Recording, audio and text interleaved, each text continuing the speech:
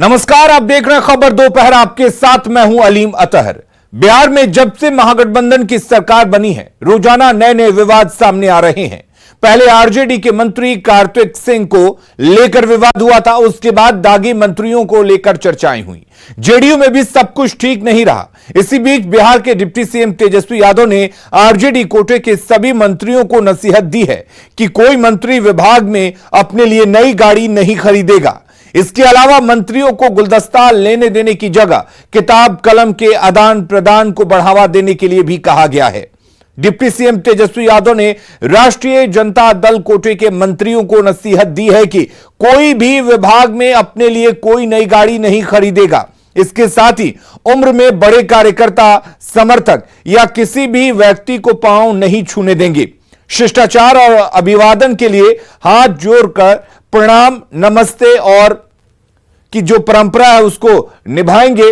मंत्रियों को नसीहत मिली है कि उनका व्यवहार सभी के साथ सौम्य और शालीन हो और बातचीत सकारात्मक रहे।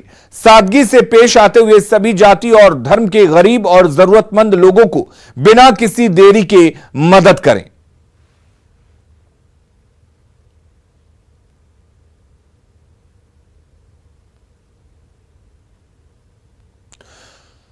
तो आरजेडी कोटे के मंत्रियों को उप मुख्यमंत्री तेजस्वी यादव ने निर्देश दिए हैं। निर्देश ये कि विभाग में मंत्री अपने लिए कोई गाड़ी नहीं खरीदेंगे। साथ ही मंत्रियों को यह भी निर्देश दिया गया है कि उम्र में अपने से बड़े कार्यकर्ताओं, शुभचिंतकों, समर्थकों या किसी भी अन्य व्यक्ति को अपना पांव नहीं छूने देंगे। शिष्टाचार और अभिवादन के लिए हाथ जोड़कर प्रणाम, नमस्ते या आदाब की परंपरा को ही बढ़ावा देंगे। सभी के साथ सौम्य और शालीन व्यवहार पर जोर देंगे और सभी के साथ सकारात्मक बातचीत पर जोर देने की बात भी डिप्टी सीएम की तरफ से कही गई है। साथ ही यह भी कहा गया है कि सभी लोगों के साथ सादगी से पेश आएं, सभी जाति धर्म के गरीब और जरूरतमंद लोगों को अविलंब प्राथमिकता के आधार पर मदद करें। किसी से भेंट स्वरूप, पुष्प गुच्छा या गुलदस्ता लेने देने की जरूरत नहीं है। उसकी जगह पर किताब कलम का आदान प्रदान को बढ़ावा देने की बात भी कही गई है। तो सभी विभागीय कार्यों में ईमानदारी, पारदर्शिता, तत्परता और त्वरित क्रियान्वयन की कार्यशैली को बढ़ावा देने की निर्देश भी डिप्टी सीएम की तरफ से दिया गया है। सीएम बिहार सरकार और अपने अधीनस्थ विभागों के कार्यों का प्रचार प्रसार करने, कार्य योजनाओं और विकास कार्यों का सोशल मीडिया पर लगातार प्रचार प्रसार करने के भी निर्देश दिए गए हैं। जनता को अपने हर एक गतिविधि की जानकारी देने की कोशिश करने की बात भी कही गई है। और शैलेंद्र हमारे साथ जुड़े हुए हैं। शैलेंद्र, जिस तरीके से डिप्टी सीएम तेजस्वी यादव ने ये तमाम निर्देश आरजेडी कोटे के मंत्रियों को दिए हैं, एक सकारात्मक पहल जरूर कही जा सकती है, लेकिन सवाल यह भी है कि अगर मंत्री माने तो।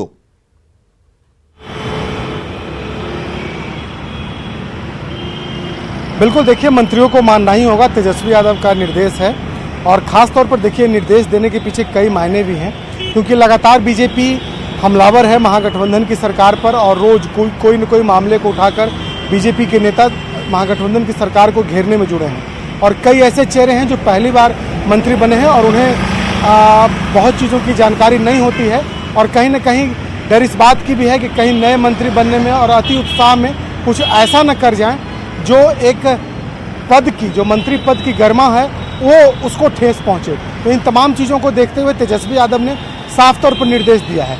लेकिन सवाल यह एक बड़ा है कि क्या मानते हैं मंत्री या नहीं। लेकिन जिस तरीके से निर्देश जारी किए गए हैं और लगातार सरकार की पूरी गतिविधियों पर तेजस्वी यादव के द्वारा कहीं न कहीं निगरानी रखी जा रही है, उससे साफ तौर पर जाहिर है कि आने वाले दिनों में कोई फजीहत ना हो, मंत्री कुछ ऐसा न कर गुजरें जो उन्हें नहीं करना चाहिए।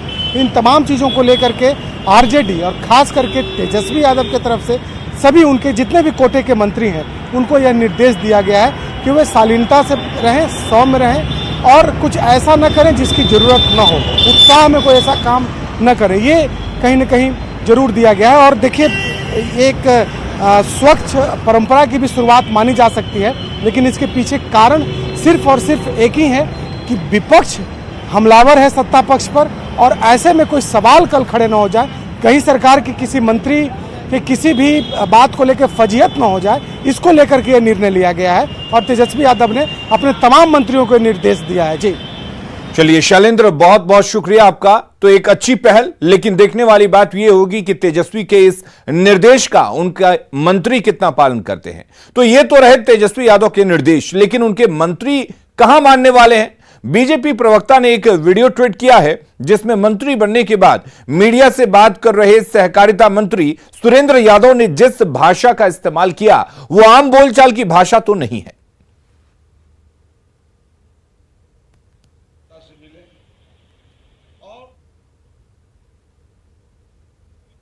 मगर प्रमंडल में तो ये तो अच्छा बात रहेगा। उस बिहार आपका फोटो तो समझे मंत्री सिखारा जसराज जी, मगर प्रमंडल में तो ये तो अच्छा बात रहेगा। उस बिहार आपका फोटो तो समझे मंत्री सिखारा जसराज जी। बिहार सरकार के नए मंत्री सुरेंद्र प्रसाद यादव सभी तरह के अनुभवों से परिपूर्ण हैं। एक उनका पुराना दबंग इतिहास रहा है, वो ज्ञान से भी भरे हुए हैं। कभी विधायक रहते हुए वो डीएसपी की परीक्षा बीपीएससी की क्वालिफाई कर गए थे, और अब मंत्री बने हैं तो कम से कम मंत्री जी को थोड़ा सा जुबान पर भी थोड़ा काबू रखना चाहिए था। और चलिए इस बीच एक बड़ी खबर, पटना से बड़ी खबर है। कांग्रेस की मांग पर आरजेडी ने जवाब दिया है। 2 और मंत्री की मांग कांग्रेस की तरफ से उठ रही थी, उस पर आरजेडी ने कहा है कि सभी की राय से मंत्रिमंडल बना है, सभी पार्टियों ने मिलकर यह फॉर्मूला तय किया। कांग्रेस अपनी मांग सोनिया गांधी और राहुल गांधी के पास रखे, नीतीश और तेजस्वी इस पर फैसला लेंगे। सभी दलों की इच्छा होती है कि ज्यादा से ज्यादा उनकी पार्टी के मंत्री बने। आरजेडी प्रवक्ता मृत्युंजय तिवारी ने यह बयान दिया है।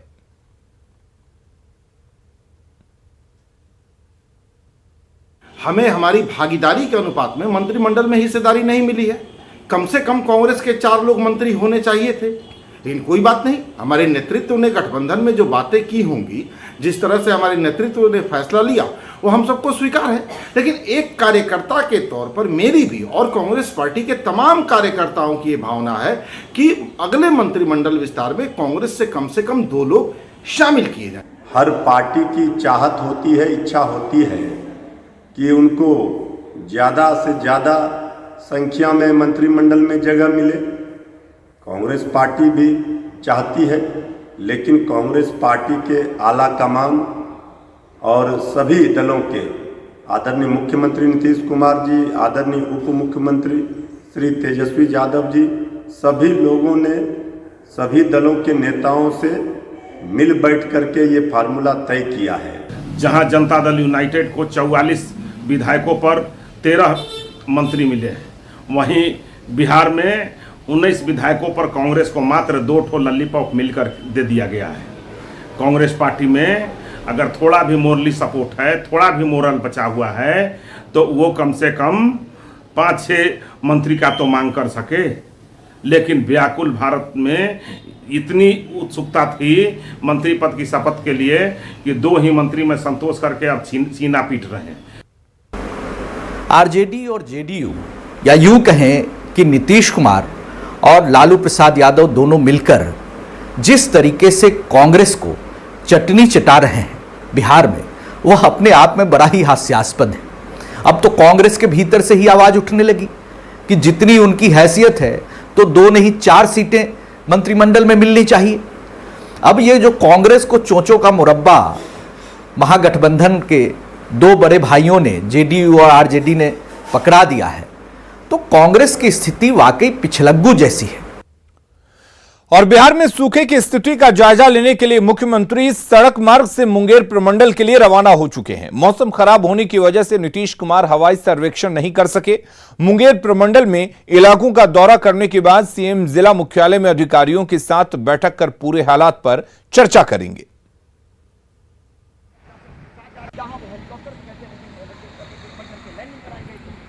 और वहीं सीएम मुंगेर जाने के दौरान शेखपुरा में रुके और सड़क किनारे स्थित खेतों का निरीक्षण किया। सीएम ने वहां के अधिकारियों से किसानों की स्थिति के बारे में भी जाना।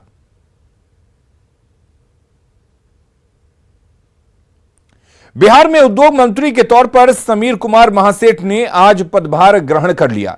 पद संभालते ही समीर महासेठ ने बताया कि उनका मिशन बिहार में छोटे छोटे उद्योगों को बढ़ावा देना है। अगले साल तक बिहार में 10,000 छोटे उद्योग स्थापित करने की कोशिश करेंगे। इस वक्त हमारे साथ मौजूद हैं बिहार के नए उद्योग मंत्री समीर महासेठ। समीर जी, आपको बहुत बहुत बधाई। चुनौतियां कम है, काफी है, माफ कीजिएगा, चुनौतियां काफी है, क्योंकि इसके पहले जो इंडस्ट्री मिनिस्टर थे उन्होंने एक माहौल बनाने की कोशिश की और माहौल का ये देखा कि इथेनॉल का प्लांट और कुछ कई सारे इंडस्ट्री यहाँ पे लगे। आपके सामने सबसे बड़ी चुनौती क्या है? कैसे बिहार में निवेश बढ़ाएंगे? देखा जाए, सबसे पहले अपने मधुबनी की जनता को प्रणाम। माननीय मुख्यमंत्री जी को आपके माध्यम से हम और अपने तेजस्वी जी को, डिप्टी सीएम साहब से सिर्फ आग्रह करेंगे कि इस डिपार्टमेंट को खुद ही समीक्षा कर लें। हम उनके पास जाएंगे, जो समीक्षा हमने किया है, हमारा टारगेट है कि एक बार समीक्षा कर लेंगे तो सही पता चल जाएगा कि अभी की स्थिति से लेकर के हम टेक ऑफ स्टेज में कैसे हम इसको इतना ले जाएं ताकि 10,000 तेजस्वी जी का जो प्राइम था कि हम इतना नौकरी देंगे, तो हमारा उद्योग विभाग उसको सपोर्टिव रूप से, चैलेंजिंग के रूप से लिया है कि हमारा जो होगा एकदम टारगेटेड होगा। और जब हम 10,000 रोजगार परस्त लोगों को जो रोजगार बाहर करना जाते थे, वैसे लोगों को इंडस्ट्रीज का मालिक बना रहे हैं, तो नेचुरल उनके मन में है कि आज तक हम नौकरी करते थे, मैं स्वयं मालिक बना हूं। हमारे साथ बिहार के इंडस्ट्री मिनिस्टर समीर महासेठ, जिन्होंने दावा किया है कि अगले फाइनेंशियल ईयर के पहले बिहार में छोटे छोटे 10,000 उद्योग लगेंगे और न सिर्फ उद्घाटन होगा बल्कि शिलान्यास भी होगा। कैमरामैन अजय दुबे के साथ आनंद अमृतराज, न्यूज 18 नेटवर्क, पटना। प्रखंड परियोजना सहायक कर्मचारी का धरना प्रदर्शन जारी है। पटना के गर्दनी बाग में सैकड़ों कर्मचारी प्रदर्शन कर रहे हैं। उनका कहना है कि उनकी ज्वाइनिंग के 3 साल बाद उन्हें हटा दिया गया है। केंद्र सरकार की इस परियोजना के तहत पूरे देश में कर्मचारियों की ज्वाइनिंग हुई है, लेकिन सिर्फ बिहार में उनकी ज्वाइनिंग को निरस्त कर दिया गया है। मौके से ज्यादा जानकारी दे रही हैं हमारी संवाददाता विनीता मिश्रा। गर्दनीबाग में प्रखंड परियोजना सहायक कर्मचारियों का प्रदर्शन जारी है। ये जो तमाम प्रदर्शनकारी आप देख सकते हैं, यहाँ पे शांतिपूर्वक प्रदर्शन कर रहे हैं। इनका आरोप है कि बिना किसी कारणवश इन्हें इनके जॉब से हटा दिया गया है। ये लोग पिछले 3 सालों से कार्यरत थे और अचानक से 425 लोग बेरोजगार हो गए हैं और यही वजह है कि ये लोग यहाँ पर बैठकर प्रदर्शन कर रहे हैं और सरकार से एक बार फिर से इन्हें अस्थायी रूप से बहाल करने की मांग कर रहे हैं। लड़कियां, पुरुष, यानी 425 लोग यहाँ हैं जिनका कहीं ना कहीं इस फैसले से जो परिवार पर असर पड़ा है और यही वजह है कि ये लोग प्रदर्शन कर रहे हैं। क्या नाम है आपका? सुमन कुमारी। अब प्रदर्शन क्यों? मैम, हम लोग 3 साल से कंटिन्यू एक प्रखंड परियोजना सहायक के पद पे एसडीएस में हम लोग वर्क कर रहे हैं और एकाएक एक इस तरह का लेटर निकलता है कि आपको 31 अगस्त तक आपको विलोपित किया जाता है। ऐसा क्यों? ना कोई इन्फॉर्मेशन, ना कुछ। क्या हमारा वर्क सही नहीं था या कुछ और? कुछ तो हम लोग को मतलब 3 एक होता है कि चलो हाँ फर्स्ट बार आपको ये इस तरह का वर्क है, आपका नहीं है, कुछ भी निगेटिव पॉइंट तो बोला जाता है। ऐसा क्यों हो रहा है? मैं रोमा कुमारी बोल रही हूँ, भोजपुर से हूँ।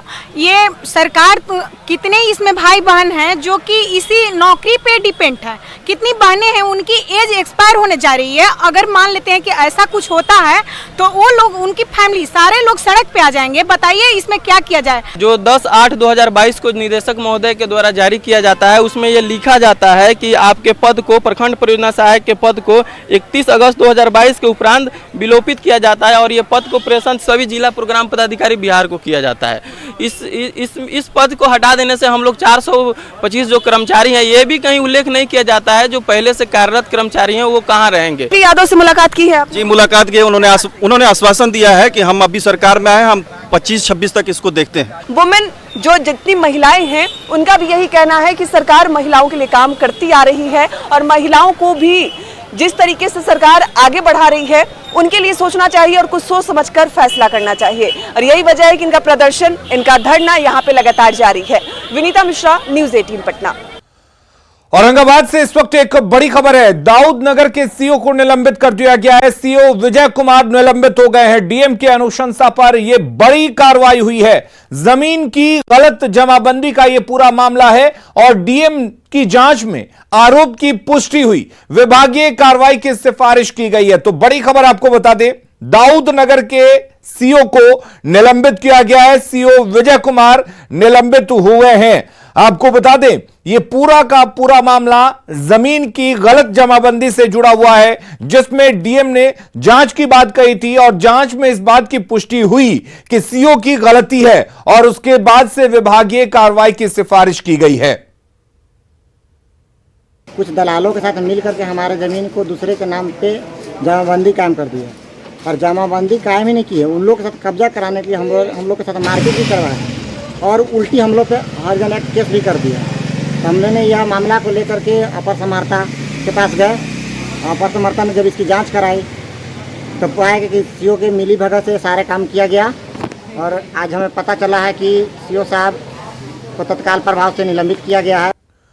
और अगली खबर दानापुर के नौबतपुर से आ रही है, जहां पर नौबतपुर थाना क्षेत्र के रोगनिया बाग में एक पिता ने अपनी बेटी को एक के बाद एक 5 गोली मारी है। गंभीर रूप से घायल उसमें युवती हो गई, जिसे बेटा स्थित निजी नर्सिंग होम में एडमिट कराया गया, जहां जिंदगी और मौत के बीच वो जूझ रही है। बताया जा रहा है कि घायल का नाम मधु कुमारी है, जो 10वीं कक्षा की छात्रा है। घायल मधु कुमारी की मां मनोरमा देवी ने बताया कि घर में ही गोली चली है और उसमें उसकी बेटी घायल हुई है। मनोरमा देवी ने बताया कि एक गोली की आवाज उसने सुनी। गोली उसके पिता द्वारा चलाई गई जो लगी है। घटना के पीछे मामला क्या है यह अभी साफ नहीं हो पाया है, लेकिन इस मामले में तफ्तीश की जा रही है। जल्द ही पूरे मामले का खुलासा पुलिस करने का दावा कर रही है। वहीं जिस निजी नर्सिंग होम में मधु कुमारी एडमिट है, उस नर्सिंग होम के अनुसार 5 गोलियां लगी हैं, जिसमें मधु कुमारी को हाथ में और पेट में और पैर में गोली लगी है, जिससे यह अनुमान लगाया जा रहा है कि यह गलती से नहीं बल्कि जानबूझकर उसके पिता द्वारा चलाई गई थी और वो गोलियां मधु कुमारी को लगी हैं। इसमें यह भी कयास लगाया जा रहा है कि यह मामला बेटी के प्रेम प्रसंग से जुड़ा हुआ है और यही वजह है कि पिता द्वारा इस तरह की कातिलाना हरकत को अंजाम दिया गया। हालांकि पुलिस पता लगाने में जुटी है कि जिस रिवॉल्वर से गोली चली है वो रिवॉल्वर लाइसेंसी है या गैर लाइसेंसी। फिलहाल पुलिस इस मामले की पूरी तफ्तीश में जुट गई है। इसी घर में हाथ में उठाया, छूट गया। और कितना गोली बच्ची के लगा ले? एक ही आवाज तो किया है, दूसरा आवाज तो नहीं किया है। अच्छा, गोली वो लगा है। हाँ, अब एक ही आवाज में इतना हुआ तो हम कैसे बता सकते हैं। हाँ, चिकित्सक द्वारा बताया गया कि एक मरीज आया है जिसको 5 गोली लगी है। वो लड़की थी और उनका अभी 5 गोली लगी है, जिसका अभी क्या कहते हैं CT स्कैन हो रहा है और उसका हमने बयान दिया है। गोली की पिता के से गलती से लग गई है।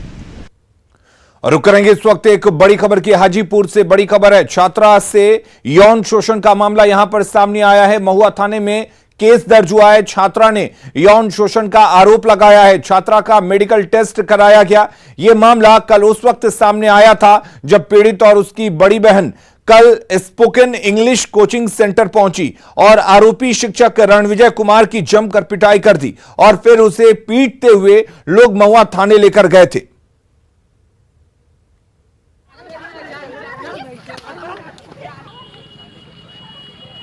कोई हाथ नहीं चलाएगा। अब ले चलिए।